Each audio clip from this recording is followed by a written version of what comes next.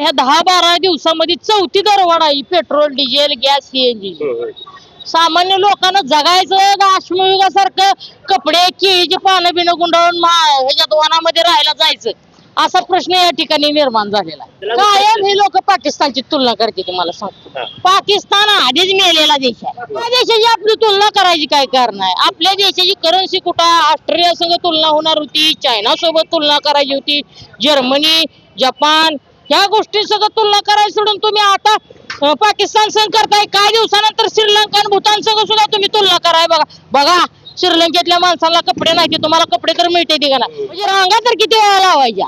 एकदा नोटबंदीला लावल्या, पुन्हा कोरोना व्हॅक्सिनला लावल्या, आणि आता पेट्रोल पंपासाठी डिझेलसाठी। इथं शेतकऱ्याला फक्त दिवसात 4 तास वीज मिळायला लागली उन्हाळ्यात। इलेक्ट्रिकल गाड्या कुठं वापरता सांगा? मोबाईल चार्जिंग होत नाही लोकांचं, कुठं वापरणार? आणि कांद्याची माळ घालायचं कारण काय? चॉकलेटचा दर आहे का, त्याच्यापेक्षा ह्या कांद्याचा किलोचा दर कमी व्हायला लागला। अक्षरशः शेतकऱ्याची राख रांगोळी करायची आणि आपण परदेश दौऱ्यावर फिरायचं, ही सगळी जी चालू आहे या गोष्टीला जनता आता विटलेली आहे। दर्शको नमस्कार, या व्हिडिओमध्ये आपलं सर्वांचं स्वागत आहे। गेल्या 12 दिवसापासून पेट्रोल दरवाढीचा खरं तर भडका थांबायचं नाव घेत नाही। गेल्या 12 दिवसामध्ये तब्बल 4 वेळा पेट्रोलची आणि डिझेलची दरवाढ झाली आहे। ही दरवाढ 7.5 रुपयांची झाली आहे। जणू सामान्य नागरिकांच्या घराला 7.5 लागले काय असा भडका या ठिकाणी सामान्य नागरिकांकडून त्या ठिकाणी व्यक्त केला जातोय। खरं तर ज्यांचं बजेट हे खरं तर अगदी 1-2 रुपयापासून असतं, खरं तर त्यांचं बजेट सध्याला बिघडताना या माध्यमातून आपल्याला बघायला मिळते। आणि त्याच माध्यमातून उद्धव ठाकरे शिवसेना गटाकडून पंढरपूरमध्ये त्या ठिकाणी जे मोदींनी चॉकलेट फेमस केले मेलोडी, ते चॉकलेट इथल्या नागरिकांना आणि कांदा त्या ठिकाणी लोकांना दाखवत या ठिकाणी एक आंदोलन केलंय। या आंदोलनाची नेमकी पार्श्वभूमिका आहे, त्यांची काय भूमिका आहे जाणून घेऊया। काय होतं आंदोलन पाठीमागचं कारण? पहिला मला प्रश्न आहे की मेलोडी चॉकलेट का दिले? मेलोडी चॉकलेट ही 10-12 वर्ष झालं आपल्या देशातल्या प्रत्येक नागरिकाला असलं चॉकलेटच मिळतंय फक्त। आणि आता अशी अवस्था झाली देशातली की अश्मयुगा या काळात लोक सुखी होती, पण आता सुखी नाहीत अशी मनाई वेळ आलेली। कारण ह्या 10-12 दिवसामध्ये चौथी दरवाढ आहे पेट्रोल, डिझेल, गॅस, सीएनजी। सामान्य लोकांना जगायचं का अश्मयुगासारखं कपडे केळीची पानं बिनं गुंडाळून ह्याच्यात वनामध्ये राहायला जायचं, असा प्रश्न या ठिकाणी निर्माण झालेला आहे। आणि दुसरी गोष्ट काय आहे, एकीकडे ही सगळी अवस्था असताना आपल्या देशाचे महामहिम नेते जे आहेत, मोठे नेते आहेत, परंतु ते बाहेरच्या देशात जाऊन चॉकलेट फेमस करताना दिसते। चॉकलेट भारताचं चांगली गोष्ट आहे म्हणून आम्ही चॉकलेट इथं देशातल्या लोकांना फेमस करायला लागलो। बाबा ही चॉकलेट तर तुम्हाला दिलं गेलं नाही ना, जरा आठवा, असं दाखवण्यासाठी ही काय मेलोडी चॉकलेट आहे तुम्हाला सांगतो। सगळ्या इथं आता पेट्रोल पंपावर आम्ही आलतो, प्रत्येकाला दिलं, तर ही चॉकलेट खाल्ल्यानंतर प्रत्येकाच्या चेहऱ्यावर आम्हाला एक राग दिसत होता, समाधान दिसतं चॉकलेट खाल्ल्यावर। पण ही आम्हाला कायम चॉकलेट मिळत आलंय म्हणली, हे काय तुम्ही दाखवता ही नवीन चॉकलेट नाही। आणि कांद्याची माळ घालायचं कारण काय? चॉकलेटचा दर आहे का, त्याच्यापेक्षा ह्या कांद्याचा किलोचा दर कमी व्हायला लागला। अक्षरशः शेतकऱ्याची राख रांगोळी करायची आणि आपण परदेश दौऱ्यावर फिरायचं, ही सगळी जी चालू आहे या गोष्टीला जनता आता विटलेली आहे। आणि एक प्रतिकात्मक आंदोलन म्हणून आणि झालेली परिस्थिती अत्यंत चिंताजनक आहे। गोरगरीब कष्टकरी जे नोकरदार वर्ग असले किंवा शेतकरी असू द्या, आज महाराष्ट्रातला असा कुठला पेट्रोल पंप नसेल जिथं ते शेतकरी त्यांच्या पेरणीसाठी लागणारं डिझेल, पेट्रोल ही घेण्यासाठी रांगा लावल्यात, अक्षरशः अर्धा किलोमीटर त्यांच्यात भांडणं लागले। म्हणजे रांगा तर किती वेळा लावायच्या? एकदा नोटबंदीला लावल्या, पुन्हा कोरोना व्हॅक्सिनला लावल्या, आणि आता पेट्रोल पंपासाठी डिझेलसाठी। ह्या सगळ्या गोष्टीचा खऱ्या अर्थानं खऱ्या देशाला वीट आला असं म्हणलं तर चाल। आणि इलेक्ट्रिकल गाड्याचा वापर करा म्हणते। आता मला सांगा, इलेक्ट्रिकल गाड्याचा वापर करायला इथं शेतकऱ्याला फक्त दिवसात 4 तास वीज मिळायला लागली उन्हाळ्यात। इलेक्ट्रिकल गाड्या कुठं वापरता सांगा? मोबाईल चार्जिंग होत नाही लोकांचं, कुठं वापरणार? म्हणजे सगळा अंधभक्ताचा पोकळ कारभार आहे। आणि ही काय जर झालं तर काय जमात अशी आहे, 2% फेसबुक, युट्यूब, व्हॉट्सअपवर बोंबलणारी। आणि काय जर झालं तर मोदीवर काय बोललं नाही पाहिजे तुम्ही, अशी भूमिका असते। परंतु केलेल्या चुकाचं खापर तर निश्चितपणानं सत्ता आहे म्हणून त्यांनी फोडून घेतलं पाहिजे। आणि आज जी देशाची अवस्था आहे ती अत्यंत वाईट अवस्था आहे।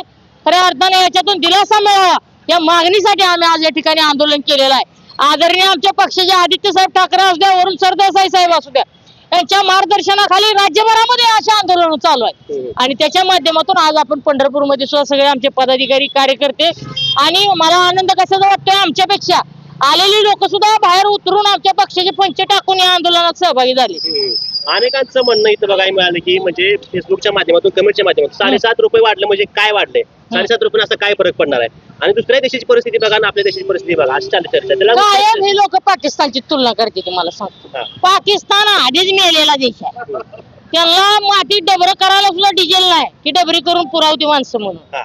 त्या देशाची आपली तुलना करायची काय कारण आहे? आपल्या देशाची करन्सी कुठं ऑस्ट्रेलिया संग तुलना होणार होती, चायना सोबत तुलना करायची होती, जर्मनी, जपान ह्या गोष्टी सगळं तुलना करायची सोडून तुम्ही आता पाकिस्तान संग करताय. काही दिवसानंतर श्रीलंका आणि भूतान संग सुद्धा तुम्ही तुलना कराय. बघा श्रीलंकेतल्या माणसाला कपडे नाही, तुम्हाला कपडे तर मिळते का नाही? म्हणजे रडक्याचा डोळा पुसायचा करेक्ट कार्यक्रम आहे बघा. ही देश कोणीकडे होता? सोन्याची चिडिया म्हणून आपल्या देशाचा उल्लेख होत होता. सोनच घेऊन आला म्हणून आता सांगितलंय. त्यामुळे अक्षरशः चोरांवर सुद्धा वाईट दिवस आले. लोक सोनच घेणार तर चोऱ्या कशा होणार आहे? ही अशी वाईट अवस्था आहे. त्यामुळं मला तर या काळजी वाटते या सगळ्याबद्दल. लोकांची काळजी, लोकांना पण काळजी वाटते सगळ्या गोष्टी. पहिलं काँग्रेसच्या काळात साधं पेट्रोल दर 5 रुपये जरी वाढला, गॅस जरी वाढलं, तरी भारतीय जनता पार्टीचे अनेक नेते मंडळी आंदोलन करताना दिसत होते. अहो ते कोणतरी महिला नेत्या होत्या, ती सिलेंडर घेऊनच जायची संसदेमध्ये. बघा सिलेंडर के भाव बढ़ गए. ही कांदा येते का? ही कांदा पंतप्रधान मनमोहन सिंगला वगैरे ह्यांनी मारलं होतं कांदा. का तर तू कांद्याच्या मातीमुळे झालंय ना, असं झालंय तसं झालंय. ह्या लोकांना फक्त आणि फक्त शेतकऱ्यांना गुटमळत ठेवायचा, शेतकऱ्यांचा कष्टकऱ्याला कोणाचाच फायदा नाही. यांना फक्त अदानी अंबानी यांची 4 लोक आहेत का, त्यांना जगवायला. आणि देश तुम्हाला सांगतो मातीत घालायचं काम केलंय. रुपया किती खाली आलाय ती जर तुम्ही बघितलं तर आपल्याला लाज वाटायला लागली आज. अशी अवस्था आहे. आणि ह्या कारभारामध्ये खऱ्या अर्थानं सक्षम विरोधी पक्ष म्हणून आम्ही सगळ्यांनी आता बोलणं गरजेचं आहे. राहुल गांधी देशात बोलतात, राज्यामध्ये आदित्य ठाकरे साहेब असल्या, रोहित पवार असल्या, ही सगळी लोक बोलतात, काँग्रेसचे सपकाळ बोलतात. पण आता गावागावापर्यंत जावं लागेल. ही काय भूमिका आहे यांचं? किती अक्षरशः लोकांचे हाल चालू आहेत हे सांगावं लागेल. त्यासाठी आम्ही हे प्रतिकात्मक आंदोलन केलेलं आहे. रणजित सर, सोन्याबद्दल काय प्रतिक्रिया? सोनं सुद्धा खरेदी करू नका म्हणून चालू सगळीकडे. नाही तेच ना, मला तर तीच काळजी वाटते. सोनं सुद्धा खरेदी करू नका तुम्ही, पेट्रोलच्या गाड्या वापरू नका. अरे काय म्हणतात त्याला, एसटी न जावं म्हणतात. आता तुम्ही एसटी न बघितलं तर एसटीच्या काय काय दरवाजेच नाहीत, काय काय याला खिडक्या नाहीत. सोन्या चांदीचं जर तुम्ही म्हणाल, फोटो आहे एसटी वरती, हो फोटो तेवढं लावतील की व्यवस्थित, वर दरवाजे नसले तरी चालतील.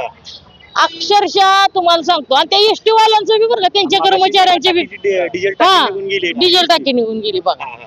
सगळी वाईट अवस्था आहे. नोकरदार वर्गाची वाईट अवस्था आहे. सगळीकडे खाजगीकरण व्हायला लागलं. कुठं करप्शन थांबलं नाही, काय नाही.